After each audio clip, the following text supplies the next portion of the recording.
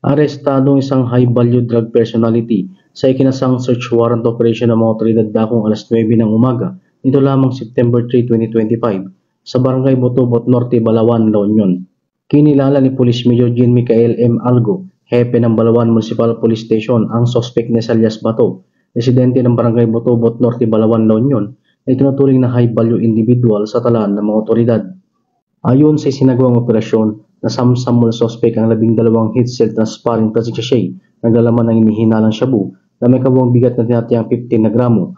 Ayon sa mga otoridad, ang halaga ng turang illegal na droga ay humigit kumulang 102,000 pesos. Bukod dito, narekubo rin sa operasyon ang mga iba pang ebidensya tulad ng 6 pieces rolled aluminum foil, 1 piece eyeglass, 1 piece lighter, 1 piece blue sling bag, 1 piece caliber 38 revolver at may kasamang 10 bala.